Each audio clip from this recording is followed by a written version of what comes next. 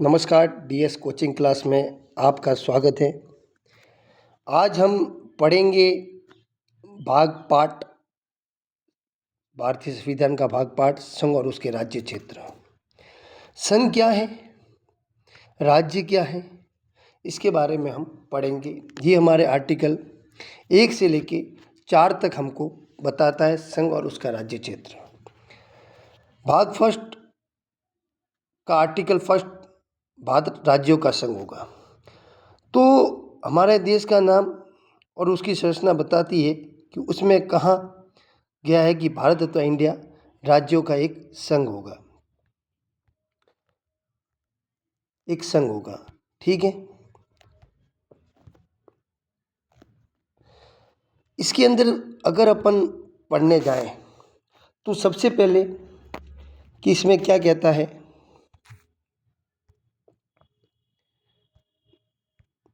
पहला पॉइंट कहता है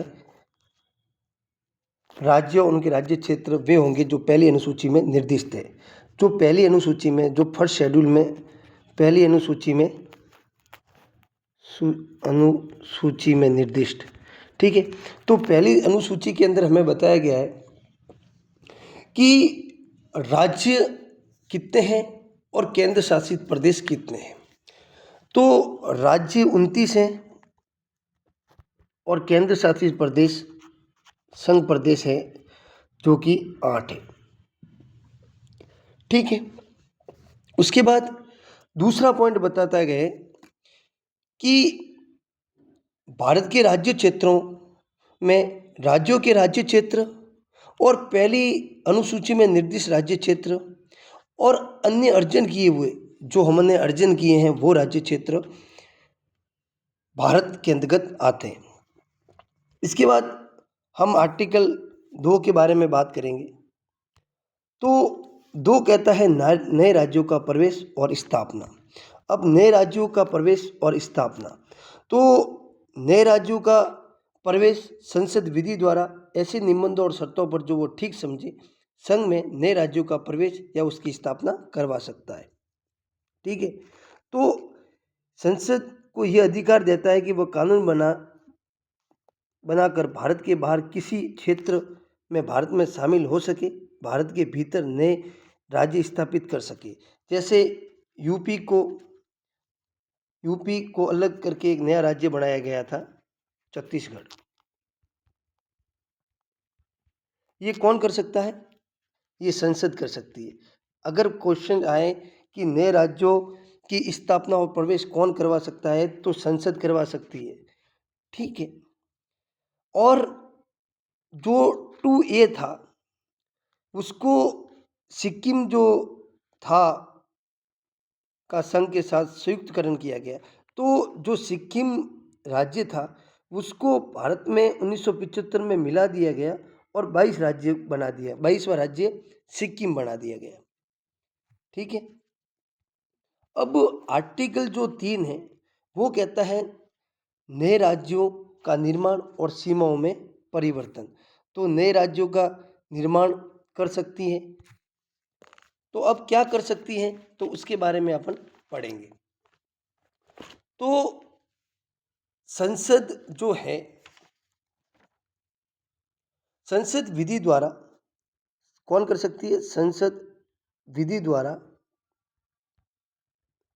सबसे पहला पॉइंट है कि 2 या 2 से अधिक राज्यों को या राज्यों के भागों को मिलाकर नया राज्य का निर्माण कर सकती है। बी पॉइंट क्षेत्र को बढ़ा सकती है। सी पॉइंट राज्य क्षेत्र को घटा सकती है तथा डी पॉइंट सीमाओं में परिवर्तन कर सकती है। तो तीसरे के अंदर कहा है कि राज्य की सीमाओं में बदलाव हो सकता है, उसको बड़ा किया जा सकता है, छोटा किया जा सकता है, नाम में परिवर्तन किया जा सकता है, दो राज्यों को मिलाया जा सकता है। पर ऐसा करने से पहले राष्ट्रपति संबंधित राज्य की विधानसभा को एक प्रस्ताव पर अपनी सिफारिश मांगेगा, लेकिन वह राय बाध्यकारी नहीं होती। संसद साधारण बहुमत से भी यह कानून लागू कर सकती है। कुछ आप राष्ट्रपति विधानसभा को भेजेगा कि आपके नामों में परिवर्तन है या नए राज्यों का निर्माण है, अगर विधानमंडल सहमति नहीं देती है, तो भी वो राष्ट्रपति द्वारा पारित माना जाएगा। इसके अंतर्गत कई जैसे पुनर्गठन किया गया है जिसमें उत्तराखंड, झारखंड, छत्तीसगढ़ का निर्माण 2014 में किया गया था। आंध्र प्रदेश को अलग करके तेलंगाना राज्य बनाया गया था। ये राष्ट्रपति की सिफारिश पे साधारण बहुमत द्वारा भी करवाया जा सकता है। परंतु इसके अंदर राष्ट्रपति की राय जरूरी है। ठीक है। इसके बाद आता है आर्टिकल 4। आर्टिकल 4 कहता है, सॉरी, आर्टिकल जो 4 है वो कहता है पहली अनुसूची और चौथी अनुसूची में संशोधन तथा अनुपूरक, अनुषंगिक और परिणामिक विषयों का उपबंध करने के लिए 2 और अनुच्छेद 3 के अधीन बनाई गई विधियां। तो इसके अंदर कहा गया है कि संविधान के अनुच्छेद 2 और 3 के तहत संसद द्वारा राज्य के निर्माण, बदलने या सीमाओं में बदलाव करने के लिए बनाए गए कानून के कारण संविधान की पहली और चौथी अनुसूची में बदलाव होते हैं, उन्हें संविधान संशोधन नहीं माना जाएगा। ऐसे बदलावों के लिए अनुच्छेद 368 के तहत विशेष संशोधन की प्रक्रिया अपनाने की आवश्यकता नहीं होती। संसद साधारण बहुमत द्वारा भी परिवर्तन कर सकती है। तो इसमें कौन सा बहुमत आ गया? साधारण बहुमत द्वारा भी संशोधन 368 के अनुसार कर सकती है। वो संविधान का संशोधन नहीं माना जाएगा। महत्वपूर्ण जजमेंट इंद्रू बेरुबारी 1960 के अंदर ये कहा गया कि आर्टिकल 3 और 4 से संबंधित 1958 में भारत और पाकिस्तान के बीच नेहरू नूल समझौता हुआ। उस समझौते के तहत बेरुबारी यूनियन पश्चिमी बंगाल का एक भाग पूर्वी पाकिस्तान बंगाल देश को देने का निर्णय दिया गया। प्रश्न ये उठा कि क्या संसद केवल आर्टिकल 3 और 4 के तहत साधारण कानून पारित करके ये क्षेत्र दे सकती है? तो क्या ये कानून दे सकती है क्या? तो मुख्य मुद्दा क्या अनुच्छेद 3 और 4 के तहत केवल साधारण बहुमत से भारतीय क्षेत्र किसी विदेश देश को दे सकती है? तो फिर इसके लिए अनुच्छेद 368 के तहत संशोधन की आवश्यकता है क्या? तो सुप्रीम कोर्ट का निर्णय आया और सुप्रीम कोर्ट ने कहा कि अनुच्छेद 3 के तहत संसद का अधिकार सीमित है। सुप्रीम कोर्ट ने कहा कि आर्टिकल 3 संसद को राज्य के गठन, विभाजन और सीमाओं को परिवर्तन की शक्ति देता है, लेकिन ये केवल भारत में लागू होगी। यह शक्ति भारत के क्षेत्रों को विदेशी क्षेत्रों को देने की अनुमति नहीं देता। खाली आप भारत के राज्य क्षेत्रों में गठन, विभाजन, सीमाओं में परिवर्तन, नाम को बड़ा करना, राज्य को छोटा करना आप कर सकते हो, पर आप कोई राज्य क्षेत्र किसी अन्य देश में नहीं दे सकते, अन्य देश को अपना राज्य क्षेत्र नहीं दे सकते।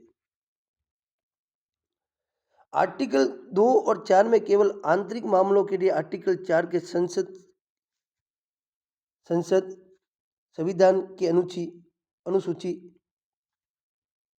में परिवर्तन कर सकती है, परंतु ये सिर्फ अनुच्छेद 3 के दायरे के भीतर इसका उपयोग, ठीक है, ये आप कर सकते हो, पर अनुच्छेद 3 के दायरे के भीतर इसका उपयोग क्षेत्र विदेशी देश को सौंपने के लिए नहीं है कि भाई जैसे मान लो कि यूपी है तो यूपी को आप पाकिस्तान को सौंप दो, ये नहीं कर सकते। क्षेत्र को विदेश को सौंपना, संविधान संशोधन का विषय किसी देश को क्षेत्र देने का अर्थ है कि भारत में संप्रभु देश में परिवर्तन, यह संविधान का मूल ढांचा है, प्रभावित करता है। इसलिए यह केवल अनुच्छेद 368 के तहत संभव है। ये 368 के तहत ही संशोधन किया जा सकता है। अंतिम निर्णय ये दिया, भारत का किसी भी क्षेत्र को विदेशी राज्यों को सौंपना संविधान संशोधन द्वारा ही किया जा सकता है। अगर आप कोई देना चाहते हो विदेशी राज्यों को, कोई राज्य या कुछ हम सीमा देना चाहते हो तो वो 368 के अंतर्गत ही दे सकते हैं। वो 368 के अगर के अनुसार ही दे सकते हैं, बाकी आप नहीं दे सकते। इसके अंदर मंगल सिंह बनाम यूनियन ऑफ इंडिया 1967 का केस है। इसके अंदर कहा गया कि मुख्य निष्कर्ष के अनुच्छेद 2, 3 और 4 के तहत राज्यों का पुनर्गठन, सीमाओं में बदलाव संसद की विशेष शक्ति है। ऐसे कानून को संविधान संशोधन नहीं माना जाता और संसद सामान्य विधिक प्रयोग में से ही राज्य में परिवर्तन कर सकती। साधारण बहुमत